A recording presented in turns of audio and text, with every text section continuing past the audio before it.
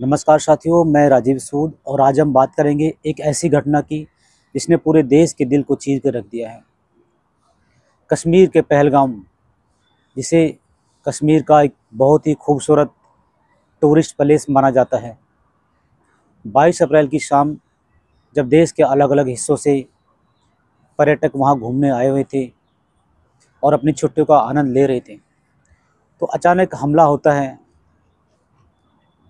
जिसमें 26 लोग मारे जाते हैं।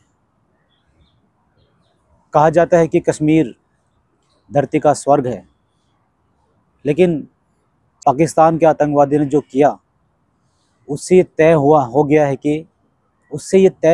कि कश्मीर अब हिंदुओं के लिए नहीं बना है।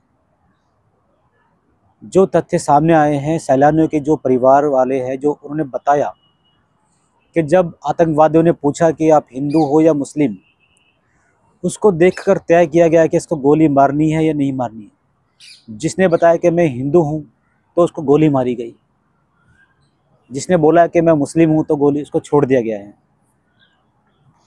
पैंट तक उतरवाकर गोली मारी गई है, जो कि बहुत ही शर्मनाक और एक कायरतापूर्ण घटना पाकिस्तान के द्वारा की गई है। तो इससे तो ये तय हो गया है कि अब जो टूरिस्ट कश्मीर घूमने जाते हैं, कश्मीर को जन्नत समझकर वहाँ अपनी छुट्टियों का आनंद लेते हैं, अब वहाँ टूरिस्ट घूमने जाए तो किस सुरक्षा की कड़ी में होकर जाए, क्योंकि आतंकवादियों ने एक ऐसी जगह पर हमला किया है जहाँ पर सुरक्षा के नाम पर एक पुलिस वाला तक नहीं था। अब इसे आतंकवाद की साजिश कहे या फिर सरकार की नाकामी। 22 अप्रैल को जो घटना हुई है, उस समय पहलगाम के उस जगह पर जहां लोग घूमने जाते हैं, वहाँ सेना का एक भी जवान मौजूद नहीं था। और ये तय कौन करेगा कि वहाँ पर सेना होनी चाहिए नहीं होनी चाहिए, क्योंकि पर्यटक ही हमारे देश की, किसी भी देश की इकोनॉमी को ऊपर ले जाने में पर्यटकों का बहुत बड़ा हाथ होता है, बहुत बड़ा रोल होता है। और ख़ास करके कश्मीर जैसे राज्य की, जहाँ पर सिर्फ पहाड़ है, वादियाँ है, और कोई जहाँ वहाँ के लोग जो रोज़मर्रा की ज़िंदगी जीते हैं, उनका कमाई का और कोई साधन नहीं है। सिर्फ और सिर्फ जो टूरिस्ट देश विदेश से वहाँ घूमने जाते हैं, वही उनका एक ज़रिया है कमाई का। लेकिन जब उन पर ही हमले होने लगेंगे तो टूरिस्ट वहाँ घूमने कैसे जाएगा? इससे तो देश की अर्थव्यवस्था पर बहुत बुरा असर पड़ेगा। और वहाँ जो जम्मू कश्मीर के जो स्थानीय लोग हैं, जो सिर्फ और सिर्फ टूरिज़्म पर निर्भर रहते हैं, उनका क्या होगा? आखिर वहाँ इतने संवेदनशील इलाके में सेना की मौजूदगी क्यों नहीं की गई कि जब कोई मंत्री जाता है, कोई सेलिब्रिटी जाता है, तो उसके पीछे 50 से 60 कारें, पुलिस फोर्स, सीआरपीएफ, आर्मी उसकी सुरक्षा में लग जाती है। लेकिन जो टूरिस्ट लोग कश्मीर में घूमने जाते हैं, जो आपके वोटर हैं, जो देश की अर्थव्यवस्था को आगे बढ़ाने का काम करते हैं, उनकी सुरक्षा में एक भी पुलिस वाला या फौजी क्यों नहीं था? इसमें हर बार जब भी कोई हमला होता है, सरकार एक ही वर्ड बोलती है, कि एक ही शब्द कहती है कि हम इसकी कड़ी निंदा करते हैं और आतंकवादियों से डटकर मुकाबला करेंगे, उनकी कमर तोड़ दी जाएगी। लेकिन आतंकवादी कमर तो आज तक टूटी नहीं, और आतंकवादी हर बार हमारे देश के लोगों को मार देते हैं, हमारी सेना के जवानों को आए दिन मार जाते हैं, गोली चला देते हैं। देश की जनता सरकार से पूछना चाहती है कि उन आतंकवादियों की कमर कब टूटेगी?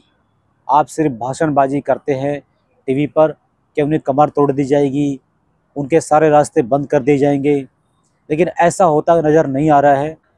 देश के लोग जानना चाहते हैं कि इतनी बड़ी घटना हो गई और देश की सुरक्षा एजेंसियों को खबर तक नहीं मिली। क्या भारत का इंटेलिजेंस इतना कमज़ोर है कि वो ऐसी इतनी बड़ी घटना होने वाली थी, उसको कोई खबर तक नहीं मिली? मैं न्यूज़ चैनल पर देख रहा था कि वहाँ ये खबर मिल रही थी कि जो स्थानीय लोग हैं, जो ग्राउंड पे काम करते हैं, ग्राउंड वर्कर को, उन्होंने ही आतंकवादियों को ये हिंट दिया था कि यहाँ पर इतने लोग इकट्ठा हुए हैं, और उनकी मदद से यह इस घटना को अंजाम दिया गया। यार सोचने की बात है कि वहाँ के लोकल लोगों को ये पता था कि ऐसी घटना होने वाली है, लेकिन भारत सरकार की इंटेलिजेंस को ये खबर तक नहीं थी। पहलगाम में जो हमला आतंकवादियों ने किया है, वो भारत के टूरिज़्म को नुकसान पहुंचाने की कोशिश की गई है, क्योंकि इससे क्या होगा कि हमारे देश की जो छवि है पूरे विश्व में, उसको ख़राब करने की कोशिश की गई है, और अंतर्राष्ट्रीय स्तर पर भारत की टूरिज़्म को धक्का लगेगा, क्योंकि कश्मीर में सिर्फ देश से ही नहीं, पूरे दुनिया से लोग घूमने आते हैं। तो इससे भी भारत की अर्थव्यवस्था पर काफ़ी असर देखने को मिलेगा, क्योंकि जो टूरिज़्म से भारत का जो रेवेन्यू होता है, जो कश्मीर का रेवेन्यू जनरेट होता है, उस पर भी काफ़ी असर इसका देखने को मिलेगा। देश की जनता का अब ये अधिकार बनता है, ये हक बनता है, ये आज उनका इम्तिहान है कि अगर आज वो चुप रहे तो कल एक और पहलगाम बनेगा।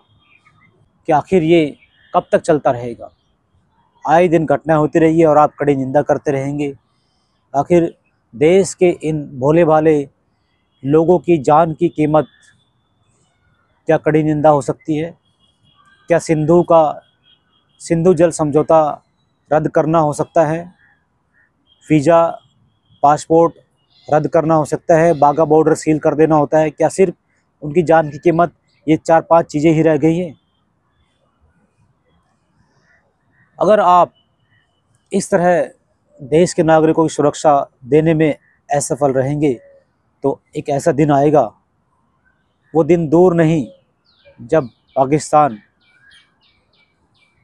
हमारे देश के भोले भाले लोगों को मारने में नहीं हिचकेगा और टूरिज़्म को ऐसे ही निशाना बनाता रहेगा।